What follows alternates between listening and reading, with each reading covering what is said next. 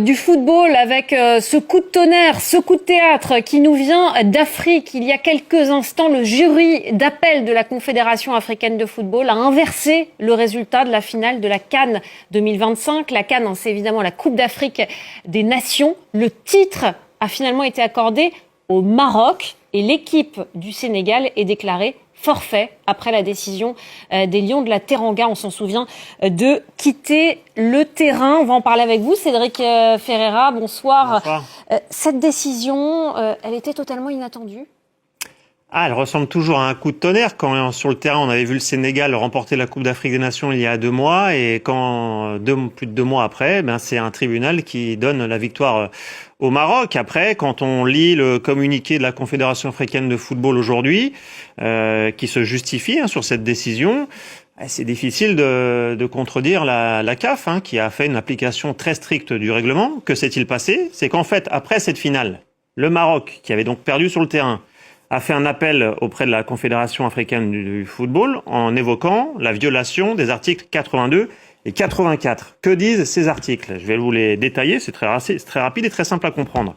L'article 82 de la Coupe d'Afrique des Nations dit « Si pour n'importe quelle raison une équipe se retire de la compétition, ne se présente pas à un match, refuse de jouer ou quitte le terrain avant la fin du temps réglementaire du match », et c'est important que j'insiste là-dessus, qui quitte donc le terrain sans l'autorisation de l'arbitre, elle sera considérée comme perdante. C'est l'article 82. Et là, c'est ce qui s'est passé. C'est ce qui s'est passé, parce que si vous vous souvenez des images, effectivement, on se rappelle le contexte, on est en fin de rencontre, un partout, on est juste avant les prolongations, l'arbitre siffle un penalty en faveur du Maroc, ce qui provoque la colère des Sénégalais, qui quittent le terrain. Pas tous les joueurs, mais la très grande majorité des joueurs quittent le terrain sur l'appel notamment du sélectionneur pour regagner les vestiaires. Il y a eu le chaos aussi dans le stade, on le rappelle, les supporters sénégalais qui avaient tenté d'envahir le terrain. Donc je reviens à l'essentiel, les joueurs sénégalais quittent le terrain mécontents de la décision de l'arbitre. Donc ça c'est l'article 82 qui dit que si une équipe quitte le terrain sans l'autorisation de l'arbitre, elle est déclarée perdante du match. L'article 84, lui, il dit que l'équipe qui enfreint les dispositions de l'article 82 sera définitivement exclue de la compétition et elle perd le match 3-0 sur tapis vert.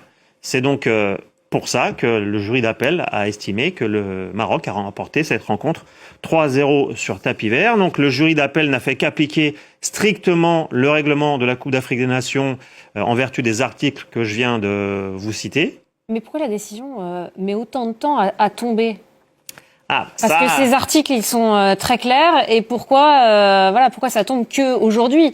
Entre-temps, le Sénégal a eu le temps de célébrer son titre. Et là, c'est un peu difficile de dire à un pays, finalement, vous devez rendre votre coupe.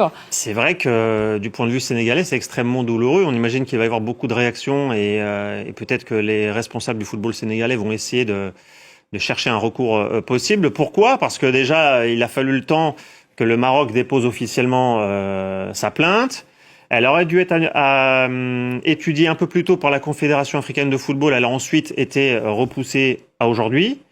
La question du délai, effectivement, c'est une question que seule la Confédération africaine de football peut répondre. Mais c'est vrai que pour appliquer strictement le règlement comme la CAF le fait aujourd'hui, ça ne méritait peut-être pas autant de temps. Mais au moins, ça a été fait, parce que c'est vrai que c'est toujours la même chose. C'est-à-dire que les Sénégalais vont dire que leur victoire était méritée sur le terrain et que leur contestation était justifiable. Le Maroc va dire que le règlement n'a pas été respecté. En tout cas, la Confédération africaine de football a assumé sa position et a appliqué strictement le règlement, qui fait donc que le Maroc a remporté 3-0 sur tapis vert cette finale. Maintenant, on imagine que les déclarations et les réactions vont s'enchaîner. Alors du côté marocain, j'imagine qu'on va se féliciter du stricte application du règlement de la Coupe d'Afrique des Nations. En revanche, du côté des Sénégalais risquent d'avoir des protestations. Mais j'ai la décision de la Confédération africaine de football sous les yeux, qui est assez limpide, qui résume les éléments que je viens de vous rappeler et qui stipule bien que la réserve introduite par la Fédération royale marocaine de football est déclarée fondée et que donc la demande du Maroc a été acceptée et elle remporte donc la Coupe d'Afrique des Nations et que je rappelle encore un des éléments de cette décision de la CAF aujourd'hui, toutes les autres demandes ou conclusions sont rejetées. Donc voilà comment on en est arrivé à ce coup de tonnerre et le Maroc qui a donc remporté la CAN. Et qui a finalement remporté la CAN. Les gens disaient, on est ensemble, on est là. Mais le jour de ma chute, je ne les ai plus vus là-bas. On riait fort quand tout allait bien. On mangeait ensemble quand j'avais du pain. Mais quand la table s'est vidée dans ma maison, j'ai découvert qui était ami, qui était juste de passage par saison.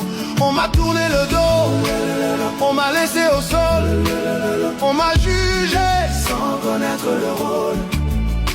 Mais au milieu de ma poussière, de ma honte, de ma nuit, ta main s'est posée sur moi et ton regard m'a dit quand je glissais, tu ne m'as pas lâché. Quand je... TV, soldats du vivre ensemble. Follow.